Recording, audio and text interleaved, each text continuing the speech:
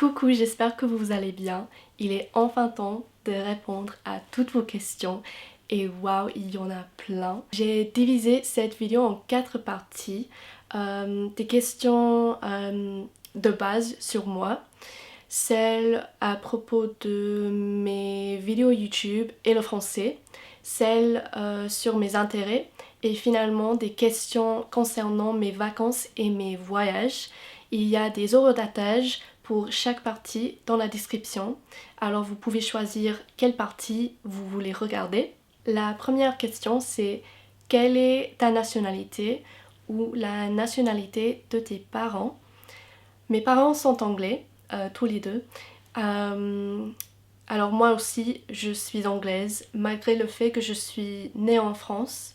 J'ai vécu en France quand j'étais un bébé, mais j'ai passé la majorité de mon enfance ici en Angleterre et donc j'ai la nationalité anglaise. Alors beaucoup de gens me demandent si je soutiens la France ou l'Angleterre dans le Coupe du Monde. La majorité du temps je soutiens l'Angleterre, mais parfois je soutiens la France un petit peu. Mais bref, si c'était l'Angleterre contre la France dans le final, je soutiendrais l'Angleterre. La prochaine question c'est qu'est-ce que tu étudies? J'étudie la biologie des plantes et je viens de terminer mon premier semestre à l'université de Nottingham. Ensuite, tu veux faire quoi dans la vie plus tard?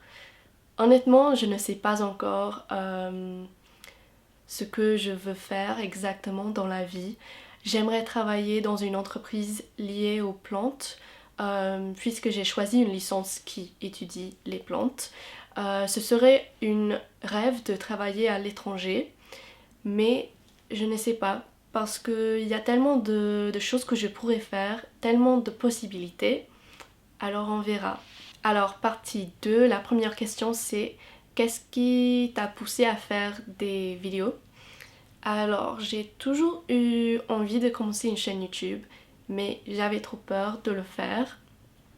Et j'ai toujours eu une passion pour le français et il me fallait trouver un moyen pour continuer de pratiquer mon français après le lycée.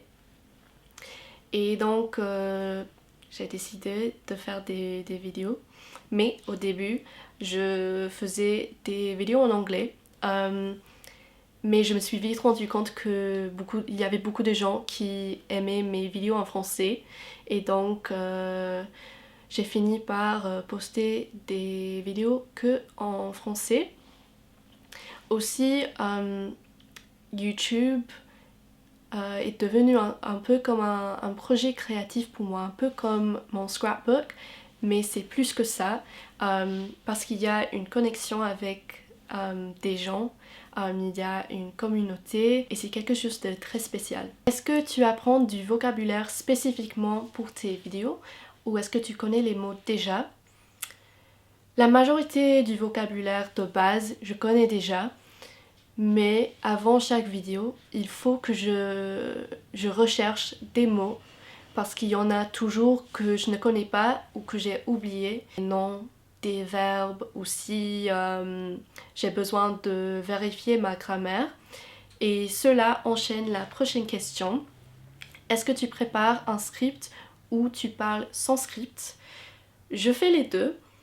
Normalement, je prépare des points importants sur une feuille à propos de ce que j'ai envie de dire et parfois je parle sans script. Cependant, je fais de mon mieux de parler avec fluidité et de rester naturel même si j'utilise des points pour m'aider. Par exemple, pour cette vidéo, j'ai préparé des points sur des feuilles et je dirais que j'ai fait plus de préparation que d'habitude parce que je ne voulais pas oublier des choses que je voulais dire. Une autre question c'est penses-tu que faire des vidéos t'aide à améliorer ton français?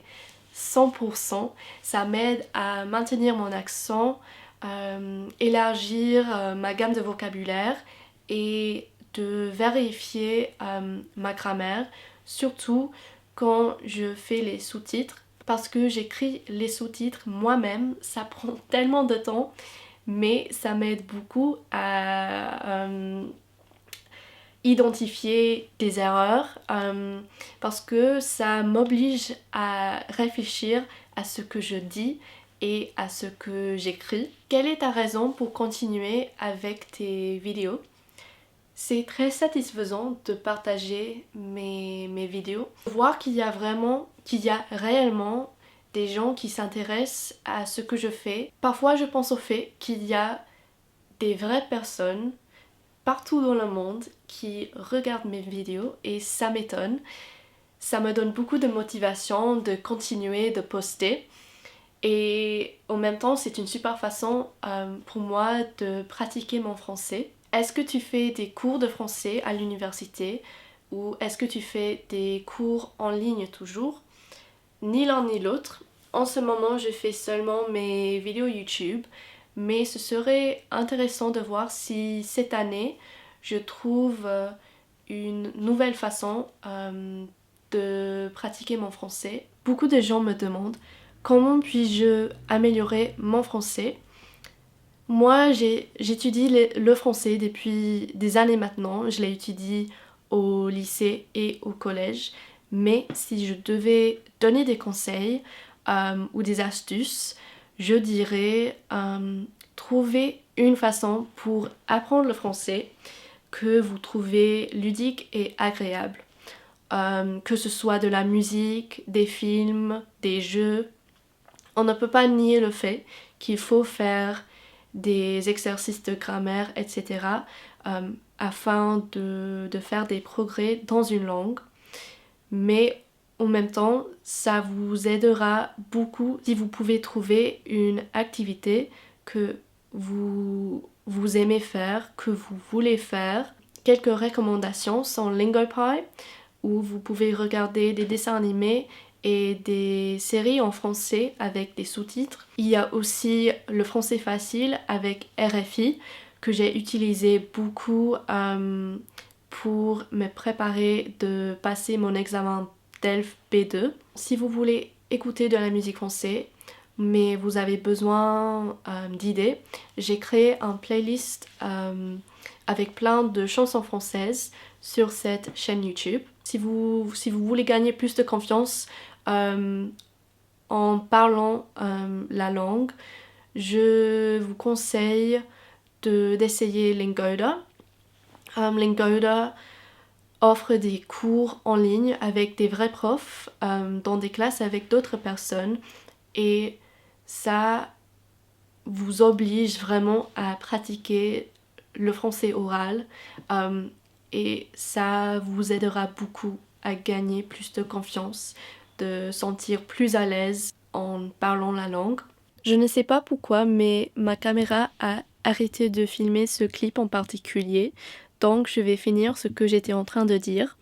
Vous pouvez vous enregistrer sur votre portable en train de parler, puis vous pouvez vous écouter, identifier des erreurs et améliorer votre accent. Puisque je suis ici, je vais vous dire que j'ai déjà remarqué plusieurs erreurs que j'ai faites dans cette vidéo. J'ai dit le Coupe du Monde au lieu de la Coupe du Monde, une rêve au lieu de un rêve, un moyen pour au lieu de un moyen de, une façon pour au lieu de une façon de, et me préparer pour au lieu de me préparer à. Donc cela vous montre que même quelqu'un comme moi qui étudie le français depuis des années, même moi je continue à faire des erreurs, mais ce n'est pas du tout une raison de ne pas parler avec confiance et de continuer d'essayer. J'espère que cela peut vous encourager et vous motiver. La bonne chose pour moi, c'est que maintenant, j'ai identifié un point de grammaire sur lequel je dois me concentrer. Est-ce que tu comprends l'accent québécois? Est-ce que c'est difficile à comprendre pour toi? Je n'ai pas beaucoup entendu l'accent québécois, alors je dirais que oui, en ce moment, c'est difficile de le comprendre.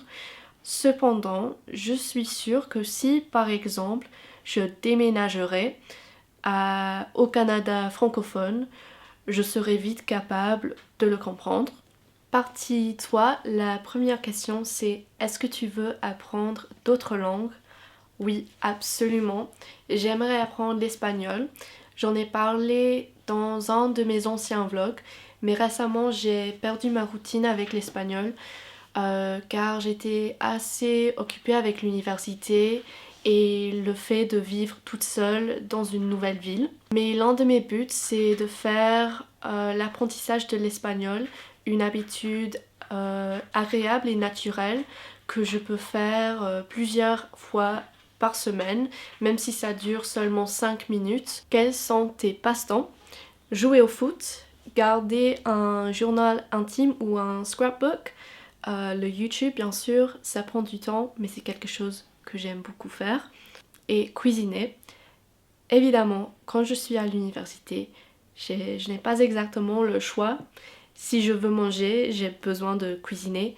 Néanmoins, pour moi, c'est un moment pour me ralentir, pour me détendre et j'aime bien prendre le temps de cuisiner un bon repas et d'essayer de nouvelles recettes. Quelle est ta saison préférée et pourquoi?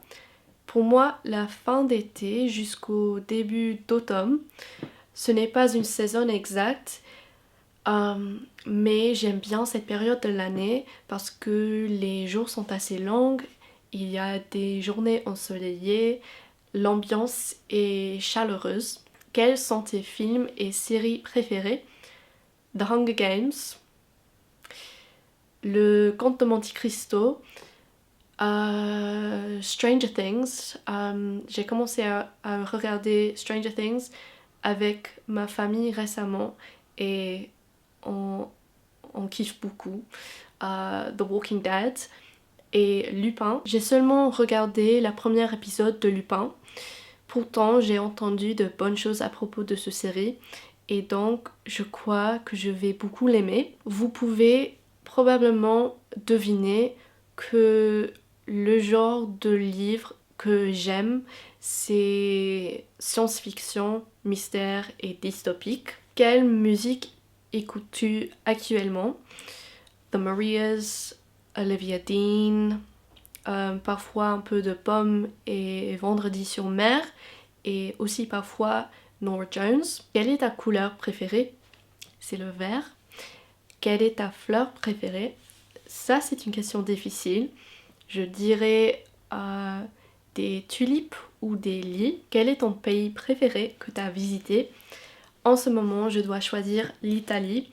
Je suis allée avec ma mère l'année dernière dans le nord. On a visité les 5 terres.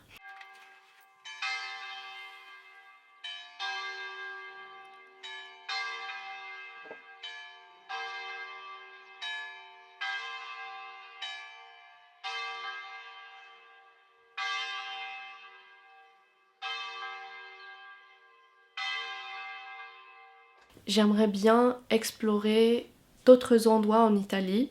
Ça m'a beaucoup impressionné. L'architecture, le paysage, la culture. Est-ce que tu as des plans de voyage pour 2026? Oui. Je veux pas trop dire parce que je ne veux pas rater la surprise. Mais je retourne en France pour faire du ski avec ma famille.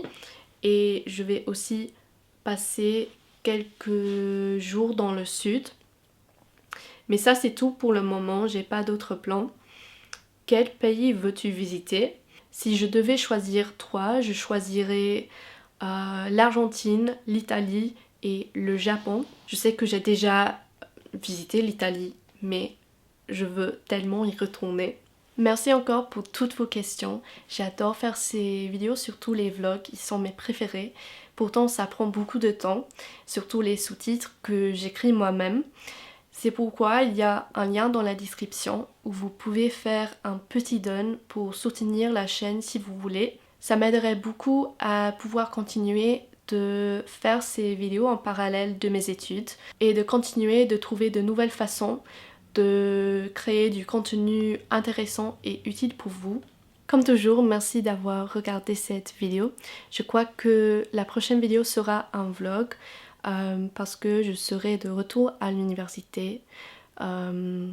quand je posterai cette vidéo, je serai à l'université, j'aurai mes examens. Donc je sais pas si je vais faire une semaine dans la vie ou une journée dans la vie, mais on verra.